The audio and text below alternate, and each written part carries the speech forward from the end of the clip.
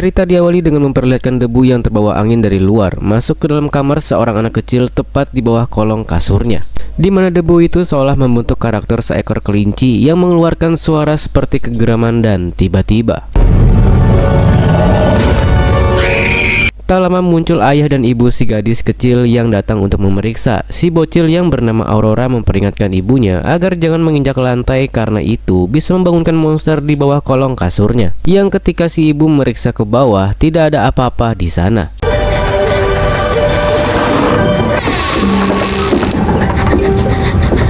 Yakin jika di kolong kasurnya ada monster, Aurora pun tidur di balkon luar kamarnya. Tepat saat ada bintang jatuh di situ, ia langsung berdoa meminta agar dikirimkan seseorang yang dapat mengusir monster di kolong kasurnya. Dan dengan petunjuk seekor serangga kecil bercahaya, Aurora mendapati seorang pria paruh baya yang ia yakini dapat mengusir monster tersebut. Dia bernama John, salah satu tetangga penghuni apartemen yang kamarnya kebetulan berhadap-hadapan langsung dengan kamar tempat tinggal Aurora, di mana ia pura-pura ikut satu lift dengan hanya untuk melihat dari dekat seperti apa sosok mengusir monsternya itu. Ketika larut malam tiba, Aurora masih mengamati si John yang saat itu kebetulan sedang pergi keluar. Bahkan Aurora sampai nekat pergi keluar hanya untuk mengikuti si John dari belakang.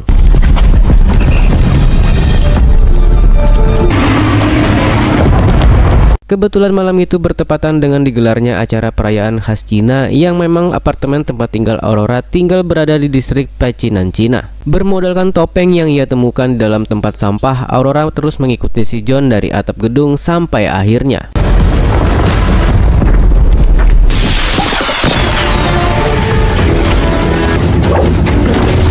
John ternyata adalah mantan pembunuh bayaran yang sedang diincar oleh sekelompok penjahat tidak dikenal, di mana Aurora yang menyaksikan dari atas pun seolah-olah melihat John sedang bertarung melawan naga, yang padahal itu hanya barongsai yang para penjahat kenakan sebagai kamuflase. Sehingga sampai sini bisa disimpulkan bahwa Aurora adalah seorang bocah yang punya imajinasi tinggi, sering melihat hal-hal yang tidak sesuai dengan realita.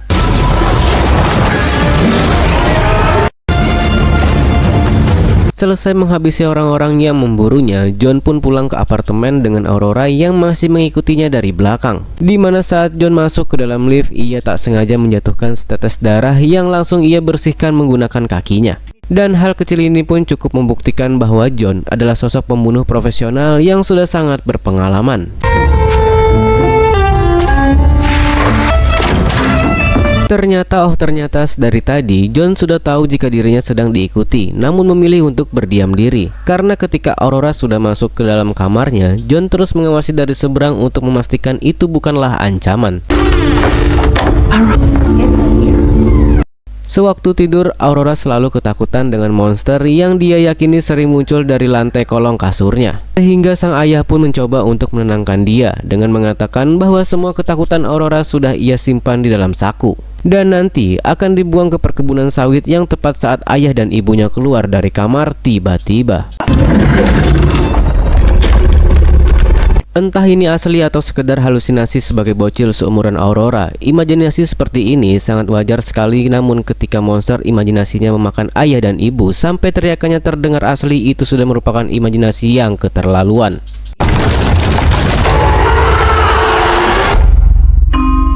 Keesokan paginya ketika sudah bangun, Aurora yang takut menginjak lantai pun memanfaatkan boneka gajah yang ada rodanya untuk berkeliling di ruangan. Dari kondisi kamar ayah dan ibu yang sudah berantakan serta keberadaan mereka yang menghilang, kita mungkin akan mulai percaya jika monster yang Aurora yakini adalah memang benar-benar nyata dan asli. Seharian sendiri tanpa memberitahu orang lain tentang menghilangnya ayah dan ibunya, Aurora memberanikan diri kembali ke dalam kamar rumah dengan tetap menjaga aturan penting untuk tidak menginjakan ke lantai. Di mana saat sedang naik ke atas kasur, Aurora tak sengaja menjatuhkan sebutir anggur yang ia gigit di mulutnya. Dan ketika sedang melepaskan sepatu, Aurora kembali tak sengaja menjatuhkan sepatunya ke lantai sehingga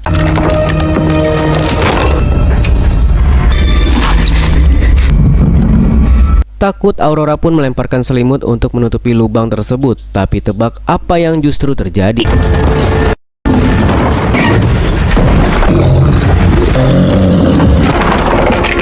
Itu ternyata tidak lebih dari hanya mimpi buruk Aurora yang sudah halu dalam berimajinasi. Namun menghilang ayah dan ibunya itu adalah asli dan masih menjadi misteri. Yakin jika mereka dimakan oleh monster, Aurora nekat pergi ke gereja untuk mencuri uang sedekah para jamaah demi bisa menyewa jasa si John mengusir monster di rumahnya.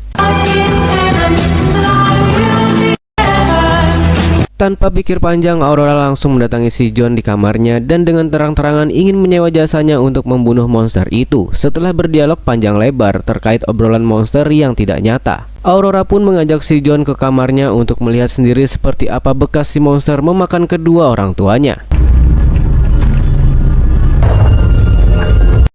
Dari peluru yang John temukan di atas karpet dan goresan panjang yang terdapat pada dinding, sudah jelas bisa dipastikan 100% jika orang tua Aurora sudah dibunuh oleh kelompok penjahat yang sedang mengincar si John. Kemungkinan besar para penjahat itu salah masuk kamar dan sudah kepalang melihat wajah mereka ketahuan, sehingga itulah alasan kenapa ayah dan ibu Aurora langsung dihabisi. Generally when something's eaten there's blood.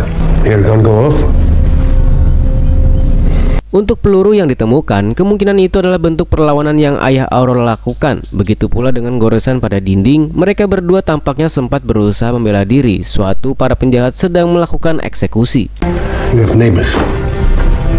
No one heard this. Selesai melihat TKP, Aurora tetap memberikan sejumlah uang untuk mau mengusir monster tersebut.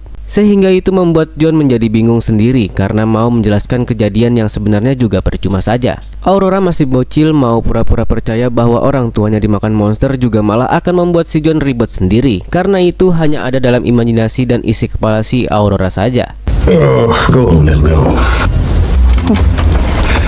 Pusing, John pun mendatangi sebuah restoran untuk menemui mantan bosnya yang bernama kita panggil saja si Madam. Di situ John menjelaskan terkait kejadian yang menimpa orang tua Aurora, bahwa para pemburu yang mengincarnya sudah salah masuk kamar dan melenyapkan korban yang sebenarnya tidak perlu. Tak hanya menjelaskan kronologi yang sebenarnya, John juga menjelaskan tentang si bocil Aurora yang meyakini jika kedua orang tuanya dimakan oleh monster. Sehingga dengan nada bercanda, Madam pun menjawab bahwa monster yang sesungguhnya adalah si John itu sendiri. She saw monsters. She believed in monsters. You're a monster. Sebagai mantan pembunuh bayaran terbaik di masa lalu, John punya banyak sekali musuh yang ingin menghabisinya. Yang muncul kemarin malam hanya sebagian kecil saja, karena kedepannya akan semakin banyak orang yang memburunya. Sehingga untuk mengantisipasi terbongkarnya penyamaran si John, Madam akan mengirim 2 pembunuh untuk menghabisi Aurora yang dianggap sebagai saksi kunci yang dapat mengarahkan mereka kepadanya. Certainly if not at least, you'll be dead. Maybe died anyway. Peter moved on. Tak tega membiarkan Aurora mati, John memutuskan untuk menyelamatkannya dengan cara masuk ke dalam apartemennya dengan mengaku akan menghabisi monster itu. John pun naik ke atas plafon untuk menunggu kedatangan 2 pembunuh tersebut, yang tepat saat ia naik ke atas plafon dan tak sengaja menjatuhkan pisaunya tiba-tiba.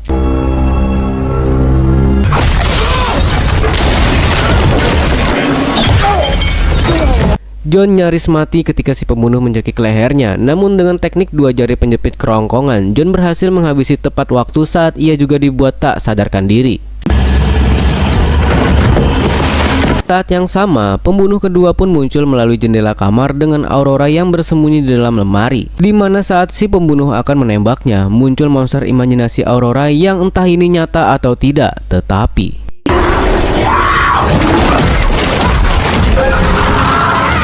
tak berselang lama muncul si John yang membuka lemari dan kemungkinan besar sosok monster yang kita lihat barusan itu hanya si John, yang seolah-olah terlihat seperti monster bagi si Aurora. Tak lama setelah itu muncul seorang wanita bernama Brenda yang mengaku dari dinas layanan anak ingin memeriksa kondisi Aurora dengan keluarga barunya. Karena ternyata ayah dan ibu yang hilang bukanlah orang tua kandung, melainkan orang tua angkat kedua yang merawat Aurora. Sehingga agar Brenda tidak curiga, John mengaku sebagai orang tua angkat ketiga yang dipercaya untuk merawat Aurora.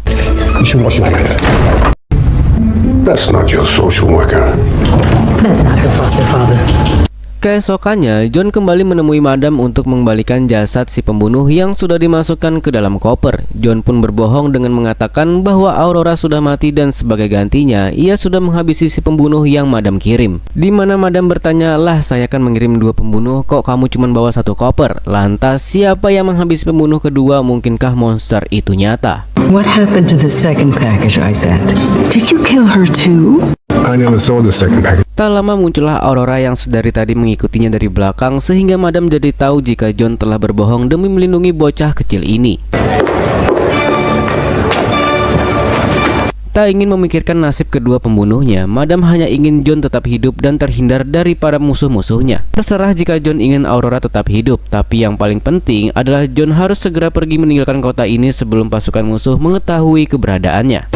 Leave now. Get out of town.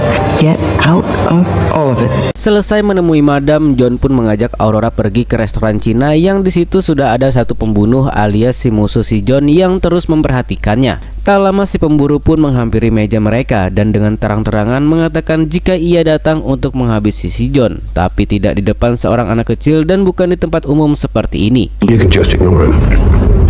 Maybe we could talk outside. We just got our food.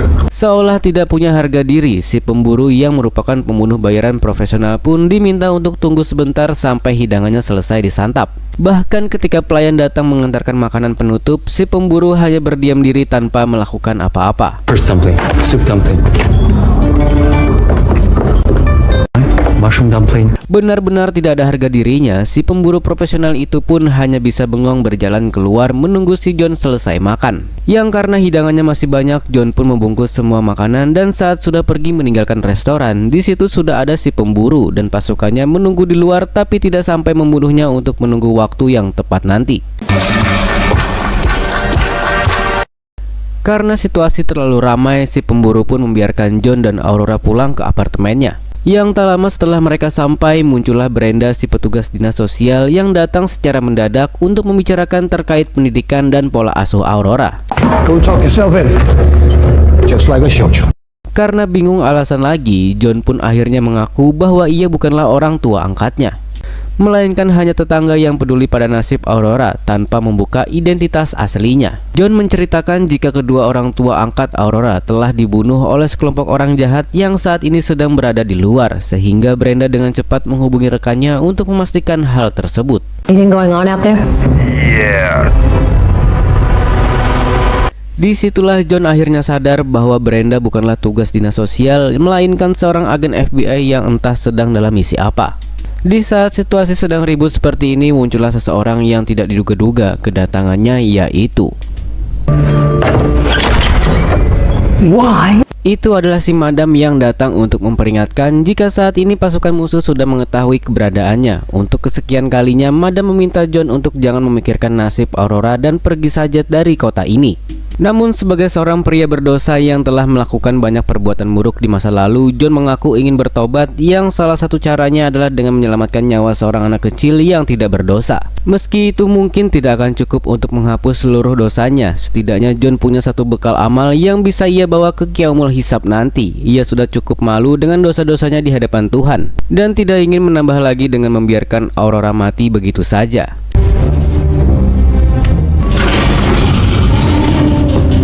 Selesai dengan urusan Madam, John pun kembali ke kamar dengan Brenda yang akhirnya mengaku sendiri bahwa ia adalah seorang agen FBI yang sedang menyelidiki si bocah kecil Aurora. Kasusnya cukup menarik. Orang tua kandung dan orang tua asuh yang pertama, Aurora sama-sama menghilang secara misterius. Satu-satunya petunjuk yang FBI tahu sejauh ini adalah penemuan sebotol obat pahit pencegah isap jempol yang mereka temukan di kolong kasur. Obat pahit tersebut mungkin adalah sesuatu yang tidak disukai oleh si monster, tapi kembali lagi, itu sangat tidak masuk akal, bahkan dipikirkan secara logika oleh masyarakat idealis tetap tidak akan masuk di kepala.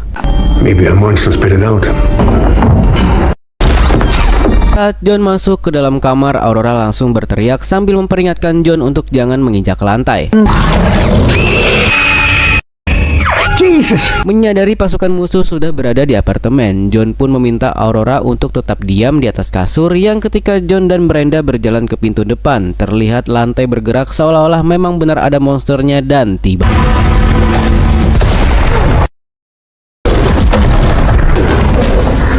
Brenda pun jatuh tertembak dengan John yang langsung menyeretnya ke kamar mandi, di mana pasukan pemburu sendiri harus disibukkan oleh kemunculan pihak lain yang baru datang, yaitu 2 agen FBI yang merupakan rekan si Brenda.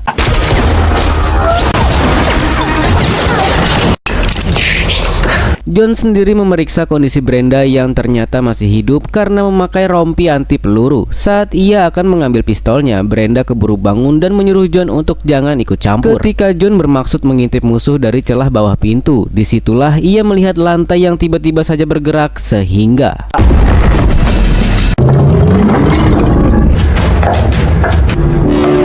tak lama pasukan musuh pun masuk ke dalam kamar dengan salah satu anggota yang tangannya membuat bayangan seperti monster dan tim. There's an animal in here. Dan ternyata sosok monster yang sering Aurora katakan ternyata memang benar-benar nyata sehingga ketika pasukan pemburu sedang dimakan monster, John sendiri teringat dengan obat pahit anti isap jempol yang berhasil ditemukan di dalam laci. Tersisa 4 pemburu yang masih hidup dengan cara naik ke atas dinding. 1 pemburu berusaha mengambil senjata yang tergeletak di atas lantai, tetapi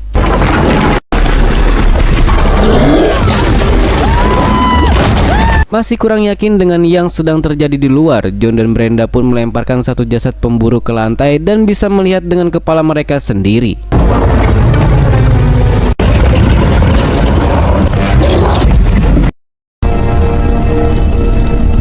Tak berapa lama 2 agen FBI pun masuk dan meminta para pemburu untuk tiarap di lantai. Mereka dengan sukarela menyerahkan diri asalkan bisa cepat dibawa pergi dari tempat ini. Namun ketika Brenda membuang waktu dengan malah mencari keberadaan monster tersebut, tiba-tiba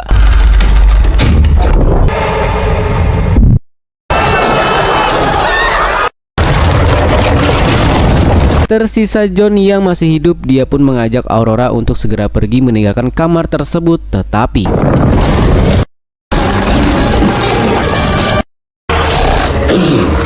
keesokan paginya, ketika matahari sudah terbit, Aurora pun terbangun oleh suara si John yang berada di bawah lantai yang ternyata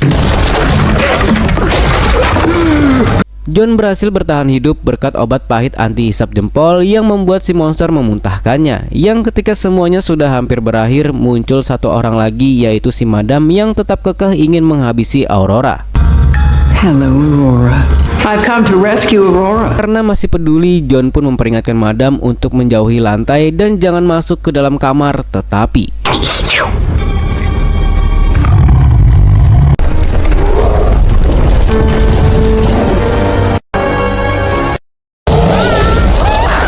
melihat si monster sedang sibuk makan, John dan Aurora pun segera keluar melalui jendela. Tapi si monster tersebut kembali muncul dan nyaris saja melahap John bersama kasur-kasurnya.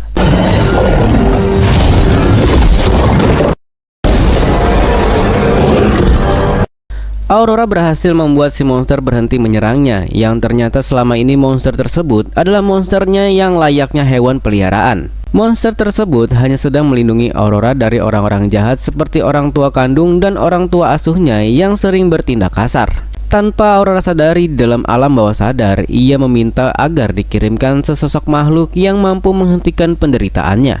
Sosok itu adalah Das Bunny, monster kelinci debu yang muncul dari bawah lantai kamarnya. Stop it!